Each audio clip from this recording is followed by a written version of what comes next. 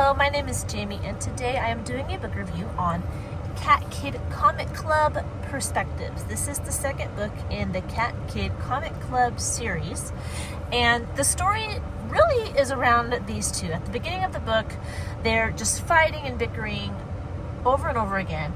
Melvin is about to get in trouble by his dad, Flippy, but he asks for a different punishment than to sit in timeout because Melvin has never sat in timeout and he doesn't want to tarnish his record. So Flippy gives him the alternative to write a comic book from Naomi's perspective so that he can understand her better and maybe make friends with her. So Melvin accepts the challenge and he is about to write a comic from Naomi's perspective. Now, this book talks about perspective in that way, but also in how you're drawing things. There's this one section where it teaches kids how to draw a building that's more two-dimensional or three-dimensional, I guess. I don't know. It's not just like a square building, but it actually has some dimension to it, if that makes sense. That's the basic story, but I wanted to go over some pros and cons with you. I have a little list because I always make a list on my phone, but I film with my phone, so I wrote it down so I won't forget because I often do forget. So the pros in this book are it frowns on wasting time. It encourages kids to be better with using their time wisely, especially when they have something creative that they're trying to get done. At the beginning of this book, there was a lot of time that was wasted because the little frogs kept fighting. So it frowns on wasting time.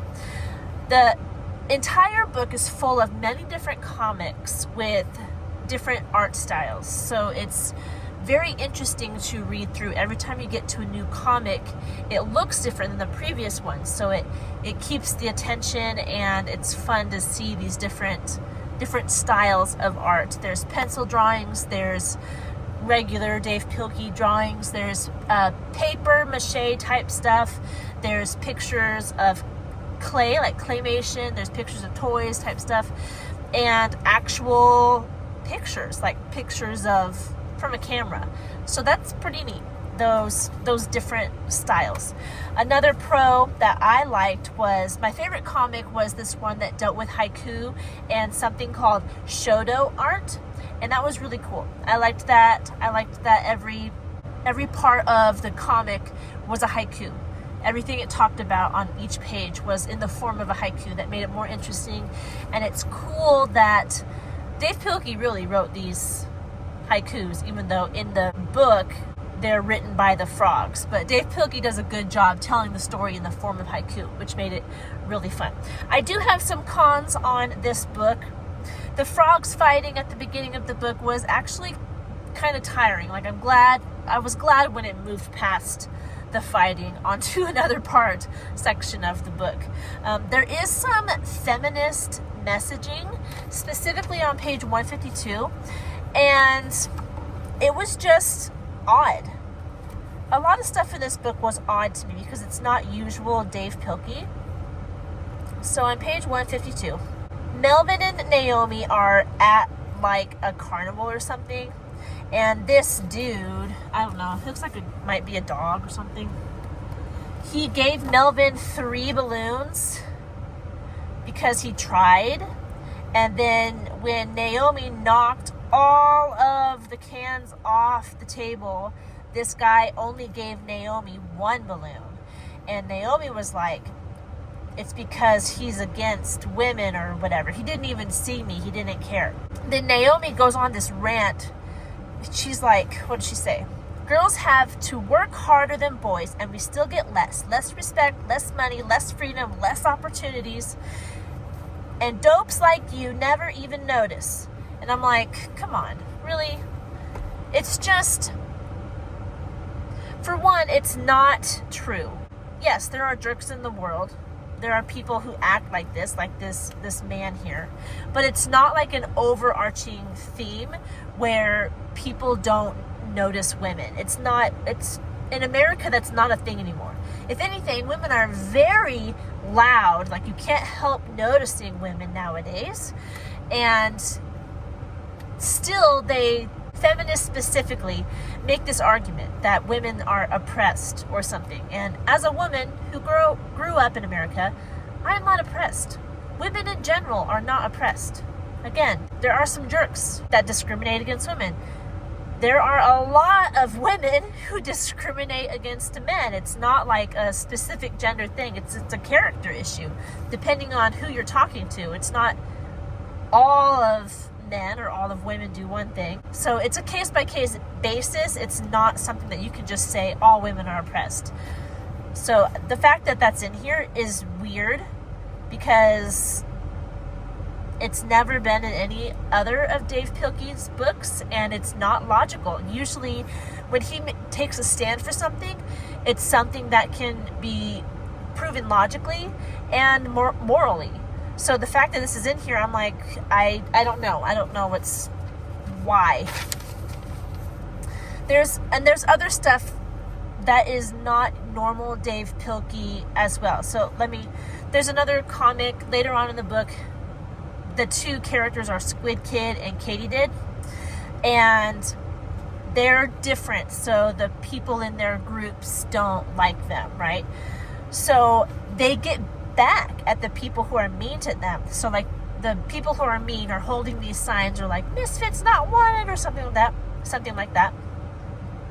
So Squid Kid sprays these people with ink, and then Katydid writes over their sign with what she wants their sign to say.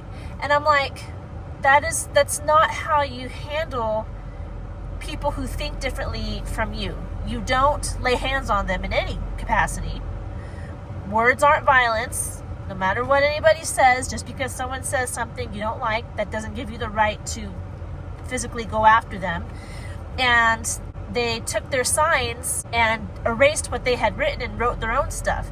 And that is taking someone else's property and doing what you want with it. Two things that Dave Pilkey has never advocated for before. So I'm like, what's going on? That's not how you handle conflict. Why is this in here? Another one was, as I talked about before, Naomi was treated unfairly. I told you about that. And she was. In this book, she was treated unfairly. But when Melvin made the comic from Naomi's perspective, what he did was he exaggerated the maliciousness of the man who treated her unfairly. Like, what actually happened was he overlooked her. He didn't give her the same amount as Melvin. That was unfair.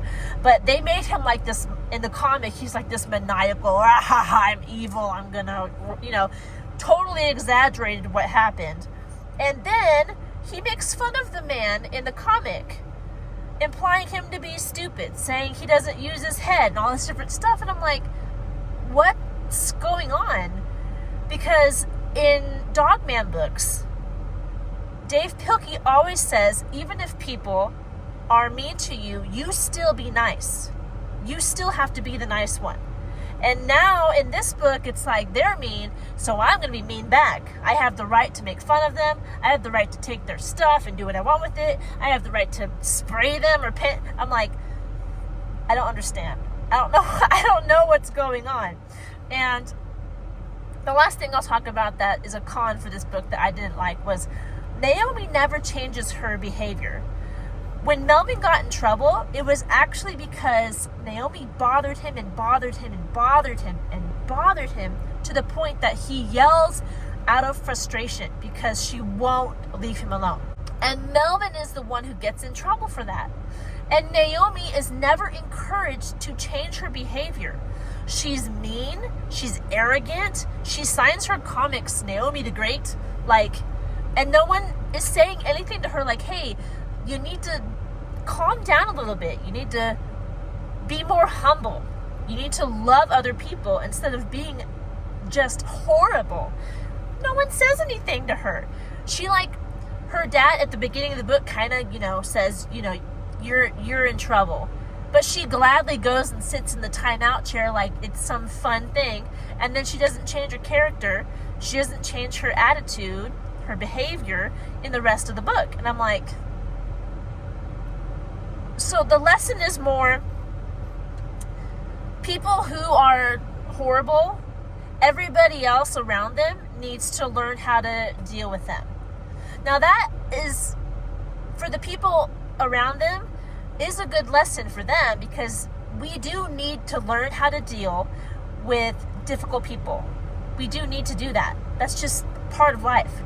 But the difficult people shouldn't just be like, this is who I am, I'm going to be like this forever. I'm not going to change. No. We all need to grow and change and become better as we progress in life. We shouldn't make excuses for ourselves. We shouldn't say, this is how I am, you deal with it. That's not a good lesson. So all of those cons together for this book, I can't recommend this book. It doesn't teach good lessons. And I'm very surprised, because this is the first Dave Pilkey book that I've ever said I wouldn't recommend this book to anybody. I don't like it. It's bad messaging. It's not good for kids to read. It doesn't teach them anything good. If you read between the lines, maybe you can find something that is good for them to learn. But the loud messages that you see the most of in this book are very selfish and not good. So that's my opinion on this book. It's just not a good one. I don't know what was going on with Dave Pilkey, because this book was written in 2021 in the middle of his other Dogman books. And this type of stuff, I've read the entire Dogman series, and the most recent Dogman book was written in like 2025, 2024, something like that, 25. So this was written 4 years ago in the middle of his Dogman books, and his Dogman books kept the same theme of treating others right and making sure that you do what's right, even if somebody else isn't. So I don't understand why this book is not like that. It's very odd. I don't know. It's weird. So that's what I have to say about this book. It's 220 pages long. If you want to see some of the illustrations, this is the main illustrations of the whole book. But they also have, I wanted to show you some of the comics, if I can find it for you. Oh, here's the pencil comic that I told you about. And then this one. And then there's another pencil one. Here's a colored pencil one. Here's one. It's kind of similar to the regular art, but it's a little different. So, lots of cool art, lots of cool comics, but just bad messaging. Here's like the paper mache type comic. So there you go. Cat Kid Comic Club Perspectives. I wouldn't recommend it. It's just not very good. And it is, like I said, it's a surprise to me, because literally every single other book that Dave Pilkey has written, the entire Dogman series and the first Cat Kid book, were really good. So I don't know. It's just weird. I don't know what's going on with this book. That's all I have to say for this one.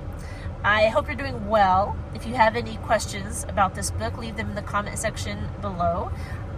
If you want to see more content like this, don't forget to like this video and subscribe to this channel, and I'll talk to you in our next one. Goodbye.